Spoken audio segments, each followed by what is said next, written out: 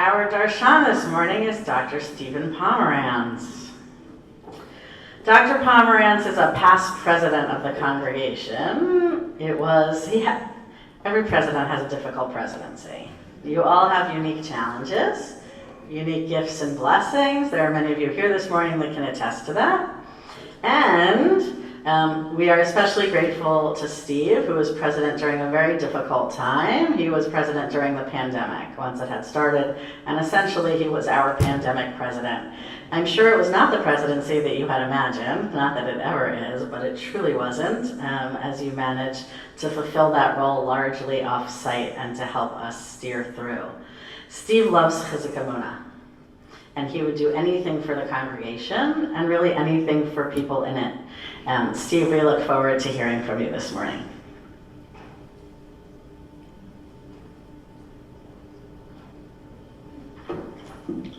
Thank you, Rabbi Lex. So I got a note yesterday. A friend saw my picture in the Chizuk Emunah email, and she said, "You look like the bar mitzvah boy." Coincidentally, I was cleaning out my office because someone I know got a new job and she's taking my office. And I came across my 1975 bar mitzvah speech, which would have been perfect for this morning, except the coincidence was not perfect. My bar mitzvah parsha was Shlach Lecha, which was last week. By the way, it was entitled "The Jew, an Endangered Species." I can leave copies in the back. Now, I think Rabbi Wexler is a bit nervous about the content of my Dvar. These Dvars are not supposed to be particularly political, but this parsha is Korach. And Korach is by definition political. And this is the 4th of July weekend, my God. So I'll just say, I'm not president of Chizuk Emunah anymore. I'm not even the immediate past president. I'm the immediate past president, which means my opinions are my own. I speak only for myself, and I take personal responsibility for my words. So, here we go. Breaking news, ripped from the headlines. Led by a top general vowing to, quote, restore democracy, armored vehicles rammed the doors of Bolivia's government palace last week. This followed months of political tension and protest. Said the general, quote, we are listening to the cry of the people because for many years an elite has taken control of the country, adding that politicians are destroying the country. He said, look at the situation that we're in and the crisis they've left us in. So now let's jump to Korach, our parsha. In a nutshell, the Jewish people are in the desert in an atmosphere of political tension and protest. They have just learned that their generation is doomed to perish in the wilderness. That was my bar mitzvah parsha last week. Shlach Lecha. The general zeitgeist of the people is that they're depressed, dispirited, alienated, and angry. Korach and his partners cast themselves as the voice of a common person, even though Korach really was well connected. He was Moses' cousin and a former prince in Egypt. Says Korach to Moses and Aaron, you have gone too far. All of the community is holy, every one of them, and the Lord is with them. Why then do you set yourselves above the Lord's people? Does it sound familiar? Like Bolivia, Le Pen in France, very familiar. This is quintessential populism. In fact, many cite Korach's attempted coup as the historical archetype of populist rebellion. Back to the present. About a week ago, in Oklahoma, they mandated Bible teaching in all the schools. The week before that, Louisiana said the 10 Commandments has to be in every classroom. They justified these violations of the separation of church and state by citing the historical relevance of the Bible. Not sure whose Bible, but although I would consider this an absolutely chilling projection of Christian nationalism that hopefully will be reversed, a topic for another day, they use a justification that I can't totally disagree with, that the Bible, in our case the Tanakh, has true historical relevance. I'm not sure if you saw Alex Edelman, the Jewish comedian. He was at The Associated, he was on Broadway, The Late Show, BT, he's everywhere. He talks about when he was a very young child and he went to a birthday party at Chuck E. Cheese's with his grandfather. And Alex reached for a slice of pepperoni pizza. And his grandfather literally slapped his hand away and said, we don't eat that, we're Jewish. Alex said, "We're Jewish. What does that mean?" His grandfather looked at him with a totally straight face and said, "It means you'll never be happy." The explanation is that Jewish tradition honors questioning and analysis and controversy, always wanting to improve on the status quo. This reasoning may have been lost on Alex's young mind, but it has deep relevance for us in our modern world. Korach's challenge to Moses and Aaron was not in itself wrong. One of my favorite rabbinic sages, Rabbi Jonathan Sachs of blessed memory, and I'll credit him right now for a lot of the ideas that I'm espousing. He said, "Argument is the lifeblood of Judaism, so long as it is rightly motivated and essentially constructive in its aims. Other faith traditions value submission. Did you know that Islam, the word Islam literally means submission, and Christianity is based on faith over all else? Contrast that to the Torah and the Talmud, where argument and dialogue is a holy activity. Our heroes argue with God and are themselves flawed and often challenged." And Yasher Koach to you for challenging the Torah earlier. And I would say that in this parasha, the Torah makes us very uncomfortable when Moses argues with God as to whether he's going to kill the people. Our heroes argue with God and are themselves flawed. On Shavuot, a group of his congregants, which I was fortunate to be among, found ourselves walking the streets of Pikesville at 4 in the morning, arguing modern scenarios based on the Torah and Talmud with rabbis from diverse Jewish communities. It was really exhilarating and really Jewish. The lesson for us is plainly stated in the Mishnah. Any dispute for the sake of heaven will have enduring value, but every dispute not for the sake of heaven will not have enduring value. What is an example of a dispute for the sake of heaven? Hillel and Shammai's disputes. Such as, which way do you light the candles on Hanukkah, or can you lie about whether a bride is beautiful on her wedding day, whether she is or not?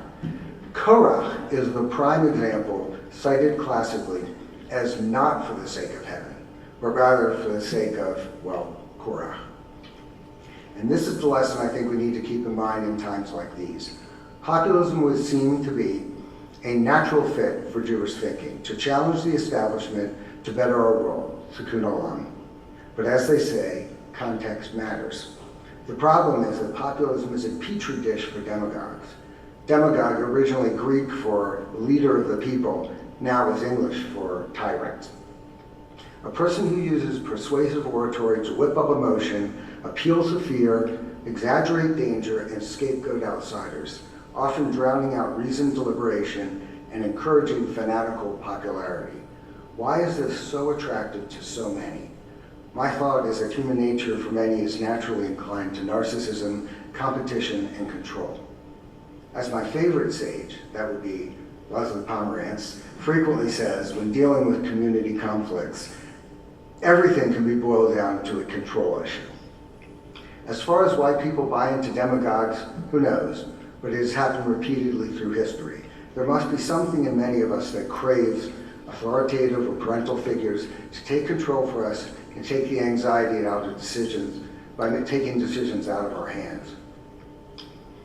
Populists like Korach claim to be the voice of the people, but where they go off the rails, indicating their true motivation, is that they are typically in-your-face, divisive, and confrontational.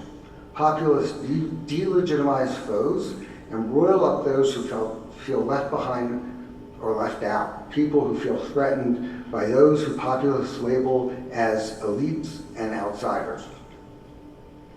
Ironically, a populist solution is to offer what turns out to be authoritarianism, justified by saying they're providing strong leadership.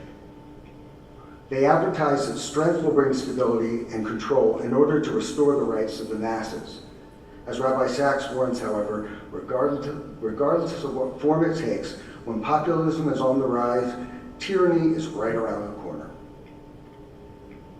So how do you tell the difference between those who are for the sake of heaven, say a Philo, Mendelssohn, Spinoza, Rambam, Queen Esther, Thomas Paine, John Adams, Louis Brandeis, Ruth Bader Ginsburg, Golda Meir, Harriet Tubman, the list is endless, Eleanor Roosevelt, Martin Luther King, from a Hitler, a Trotsky, McCarthy, Orban, Bolsonaro, Chavez, Erdogan, Putin, Le Pen, Ortega, or closer to home, I'll let you fill in the blank.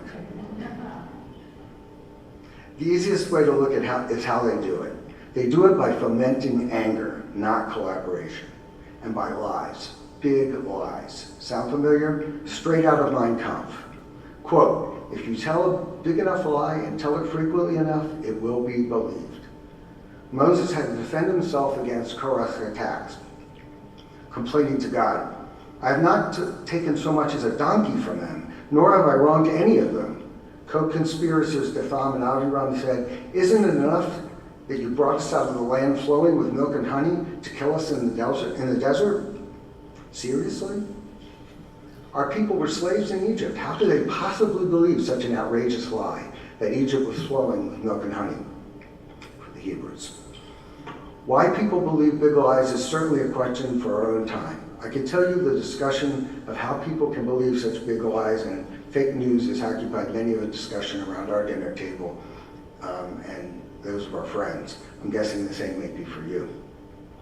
As you look to avoid the seduction of populism, think about the direct connection between populism and anti-Semitism. Jews are often cast as the elite, as powerful, as wealthy and controlling, as the other, outsiders, globalists. Exactly the target of populists. The classic globalist, often cited in this way as the wealthy Holocaust survivor George Soros. Is it any wonder that anti-Semitism is rising exponentially in populist times like ours? Populists don't have to specifically attack us. Their words are just dog whistles, giving permission for hate and anti-Semitism because we embody those they seek to destroy. So how should we see populism and recognize it for its dangers? I was fortunate to have been paired as a Chavruta partner with Rabbi Carl Perkins. No, not that Carl Perkins. At the Wexner Institute a few years ago, and I have great respect for him. Perkins writes that populism is the politics of anger. It appeals to the worst part of ourselves. I often think for many of us, our Yetzer Hara, our dark side, loves road rage, an emotional, unthinking release of anger. Populist demagogues are giving that other card the proverbial finger on our behalf, and many people vicariously seem to love that. The problem is how incredibly dangerous it is. Perkins asserts that anger is a terrible basis on which to change, build, or maintain a society, or to govern a community.